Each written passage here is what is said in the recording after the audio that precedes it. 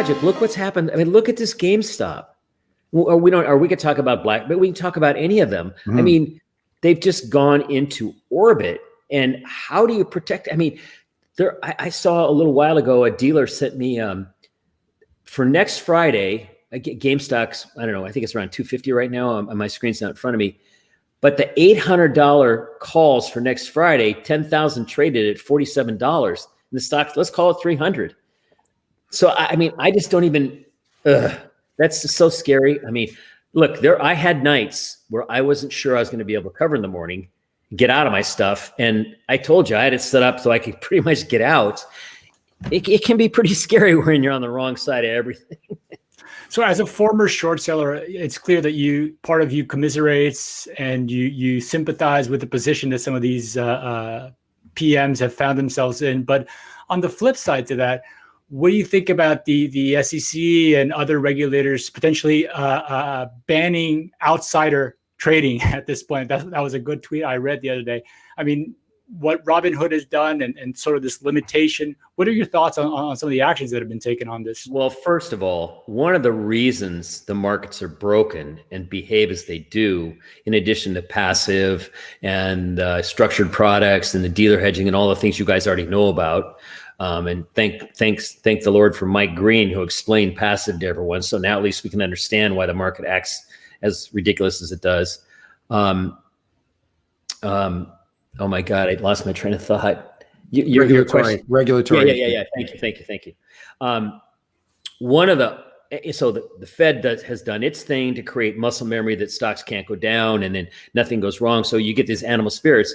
And then the SEC hasn't done its job at all. Let me ask you this. When did they repeal Sarbanes-Oxley? Gosh, that's going back to the last bubble in 99, right? It's a trick question. They haven't. They passed it in 2001, and it was supposed to be a crime if you signed a financial statement and it was fraudulent. And they used to make the director sign and the CFO. I was on a couple boards at the time. I took that pretty seriously. I think they might have enforced it for all of 5 minutes. And you were supposed to have to use GAAP accounting. We weren't supposed to make up all these metrics, like, total addressable, all these things. Pro formas and stuff. Yeah. And it goes on all the time.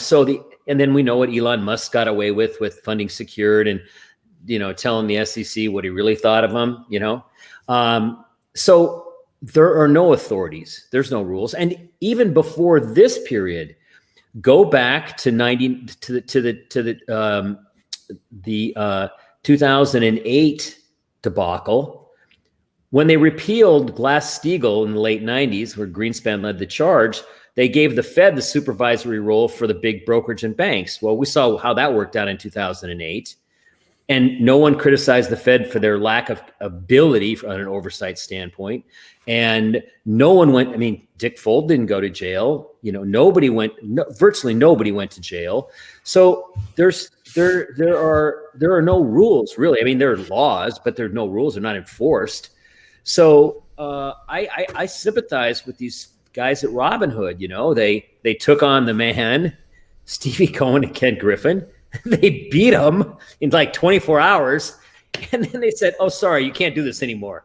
Now, I know that Robinhood was facing, regulatory, financial issues, but I think they did a bad job of explaining it. And the optics are, you start to beat the man, we're going to take the game away from you. We're going to change the rules, And I suspect when Ted Cruz and AOC agree on something, there's liable to be some legs to that story. So it'll be interesting to see what happens. I don't know, but I think there's starting to become, on a serious note, I think there may start to become a questioning of some of the ideas people have taken for granted. The Fed can't make any mistakes. It's got our back. Nobody ever criticized. Guys like me and some of you, for all I know, but very few people criticize the Fed. And now all of a sudden, maybe Janet Yellen's going to get a little egg on her face for taking all that money from Citadel and Goldman Sachs. And so the cozy nature of Wall Street, the government, and all this, at this moment in time when there's all this chatter about equity, equality, little guy, income disparity.